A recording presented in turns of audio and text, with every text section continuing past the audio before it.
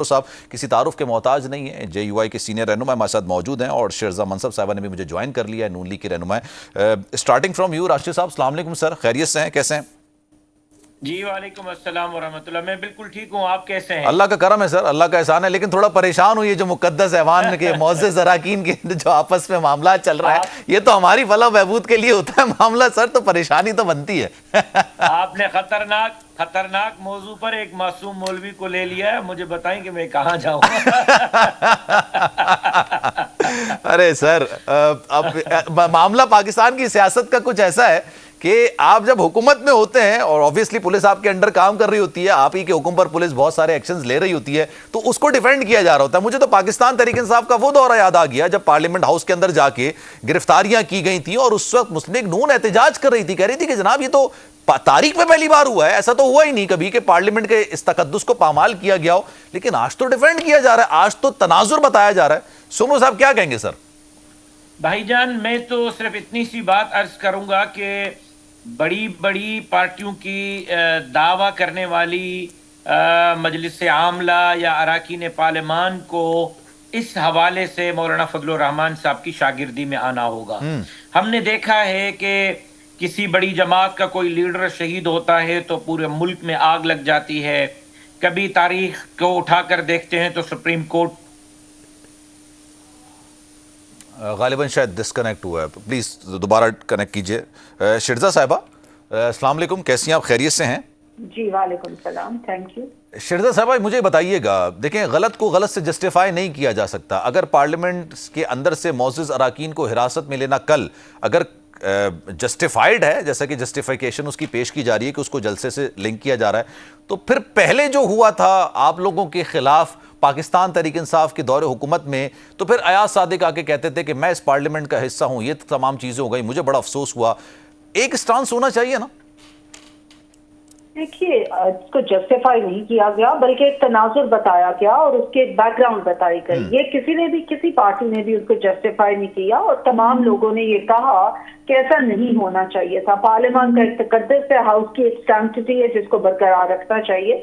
और स्पीकर साहब ने फौरी तौर पे आपने देखा कि उसके ऊपर अमल दरामद भी किया, उन्होंने उसकी रूलिंग दी। जमहूरी और पार्लियामानी रवायात को मद्देनजर रखते हुए उन्होंने कहा कि फौरी तौर पे कि जिन लोगों ने जो लोग इस चीज के जिम्मेदार है, चाहे वो पुलिस के हैं जो भी है, उनके ऊपर FIRs भी होंगे। जी मैंने सुना, बिल्कुल जी कंटिन्यू करें।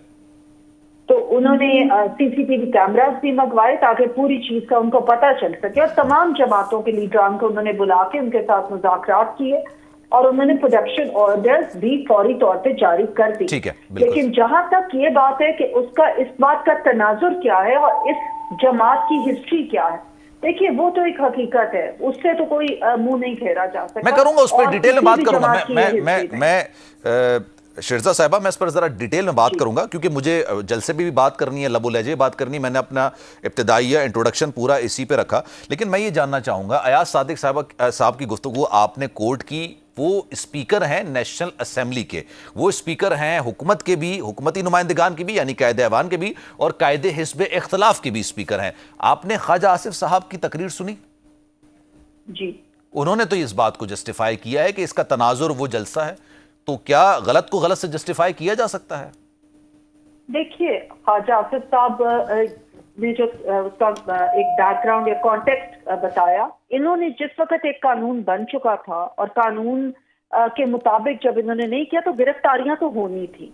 अब ये लोग जब इन्हें पता था कि हमने उन 41 तुकात की खिलाफ वर्जी की है जिनके ऊपर ये मुआहिदा कर चुके थे, जी बिल्कुल कह चुके थे कि हमने ये फॉलो करेंगे, उन्होंने उनकी खिलाफ वर्जियां की, उनकी वायलेशन की। उसके बाद ये आके तो पार्लियामेंट में छुप कर, देखिए ये सियासत कर रहे हैं। सियासत अगर बहादुरी के साथ करनी चाहिए ना, अगर इतना बोले थे, इतनी बढ़के मारी, सिर्फ बढ़के टीवी के लिए और अपना स्क्रीन के लिए होती है, हकीकत में कहाँ गई वो बढ़के? जब इन्होंने खिलाफ वर्जी की तो इनको पता होना चाहिए था कि कानून तो अपने अमल में आएगा, कोई भी इंसान कानून से आपकी बात बिल्कुल दुरुस्त है। कल मैंने अपने प्रोग्राम में बैठ के शिरजा साहिबा मैंने यही बात बोली थी कि अगर सीएम केपी या इसके अलावा पाकिस्तान तहरीक इंसाफ का कोई और रहनुमा, या चले पाकिस्तान तहरीक इंसाफ को छोड़ दें, उसमें एक नॉन पीपल्स पार्टी, एमक्यूएम, जेयूआई, दीगर जितनी जमातें हैं, अगर उनके जय्यद रहनुमा इस तरह से आके इस तरह बात करेंगे, इस लबो लहजे में बात करेंगे, और फिर किसी भी वक्त अल्लाह ना करे 9 मई जिस तरह के हालात पैदा हो जाते हैं, फिर आप लोग कह देते हैं कि जनाब हमारा इससे कोई ताल्लुक नहीं है। अपनी गुफ्तगू के अंदर शाइस्तगी लाना, अपनी गुफ्तगू के अंदर मिठास लाना, ये हर रहनुमा की जिम्मेदारी है, क्योंकि रहनुमा का मतलब होता है कि वो आपकी रहनुमाई कर रहा है। ये बात मैंने बिल्कुल दुरुस्त यहां पे बैठ के कही थी, लेकिन मेरा पॉइंट ये है कि कानून हरकत में आएगा, बात बिल्कुल दुरुस्त है आपकी।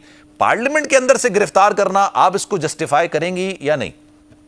मैं इसको जस्टिफाई बिल्कुल नहीं करती, मैं इसकी मजम्मत करती हूँ। ये ठीक है। आज भी गलत है, कल भी गलत था और आइंदा भी हमेशा गलत ठीक है। रहेगा। पार्लियामेंट का जो तकद्दुस है जी। उसको कायम रखना चाहिए। पार्लियामेंट सुप्रीम इदारा है और उसके अंदर जो रूल्स बने हैं उनको फॉलो करना। ठीक है, तो फिर अब ये जो वाकयात हुए हैं ये किसकी मर्जी और मंशा की से हुए होंगे? क्योंकि अयाज सादिक साहब तो कह रहे हैं कि जनाब मेरी तो परमिशन चाहिए होगी, अगर किसी अराकीन पार्लियामेंट को आप अरेस्ट कर रहे हैं या गिरफ्तार कर रहे हैं तो उसमें उनकी मर्जी तो छोड़ें, उनसे पूछना जरूरी होता है। तो फिर ये किसकी अहम हुक्म पर हुआ है सब कुछ? देखिए, हमने जब इसको अब एक दफा हमने मुजम्मत कर दी, अब जरा इसका तनाजुर भी आप देखें। करेंगे ना इस पे, जरा डिटेल में करेंगे बात। मैं चाह रहा हूं जब इन्होंने कानून तोड़ा है, ठीक है, उसके बाद ये पार्लियामेंट में आके क्यों छुप गए? ये कमरे में क्यों छुपते फिर रहे थे? हम जिस वक्त 8 से भी ऊपर जब इजलास खत्म हुआ है, हम लोग सारे तब निकले हैं, तब कोई ऐसी चीज नहीं थी। अब इन्हें पता था कि हमारी गिरफ्तारियां होनी है, इन्होंने जानबूझ के अपने आप को पार्लियामेंट, वो आपकी बात सही है शिरदा साहिबा। नवाज शरीफ साहब जब वापस आए थे ना, आपकी गिरफ्तारी दे देते। बिल्कुल बिल्कुल, नवाज शरीफ साहब वापस आए थे, अजीम शान आप लोगों ने जलसा किया था, बहुत बड़ा जलसा। क्या वो 8 बजे से पहले खत्म हो गया? मैंने मतलब 12 जलसे, हजारों जलसे कवर किए हैं, 16 साल से जर्नलिज्म कर रहा हूं। 8 बजे जलसा खत्म ही नहीं होता है, शुरू होता है 8 बजे। तब ये कानून नहीं बना हुआ था। अगर तब ये कानून बन तो फिर तो ये तो और बड़ा सवाल निशान है ना। ये तो देखें, जमहूरियत में जलसे करना, जुलूस करना, एहतजाज करना, ये तो हर जगह होता है। ये तो कानून पे ही सवाल है कि आप लोगों ने ये कल को आपके खिलाफ इस्तेमाल हो सकता है। देखिए, ये कानून इस वक्त सारों के लिए है। इस वक्त पाकिस्तान के हालात ऐसे नहीं है कि हमें इजाजत दें जलसे जुलूसों की, क्योंकि इस वक्त दहशतगर्दी आपको पता है दोबारा सर उठा चुकी है। दोबारा बहुत सारे इस तरीके के हालात हो रहे हैं। अब अमन आमा का नफाज जो है वो हुकूमत की जिम्मेदारी होती है, एक पहली बात। दूसरी बात ये कि जलसे ठीक है बहुत लेट चलते हैं ये वो, लेकिन कई जगह ऐसी आती है, कई वक्त ऐसे आता है जबकि इन चीजों को समेटना पड़ता है। जलसे का इनको टाइम दे दिया गया, इनको जगह बता दी गई। ये अगर इनको ये था कि हमने ज्यादा लंबा करना है तो पहले ये एप्लीकेशन दे देते कि नहीं इससे ज्यादा। इन्होंने अग्री कर लिया ना 41 नकात को। वो तो 6 बार आपने जलसे, उन्होंने खत दिया, उनको एनओसी नहीं मिल रहा था, उन्होंने कहा चले मिल रही है इजाजत, कर ही लेते हैं जलसा, बाद में देखिए। इन्होंने देखे ना, देखिए ये पत्थर इतने बड़े क्यों लेके गए?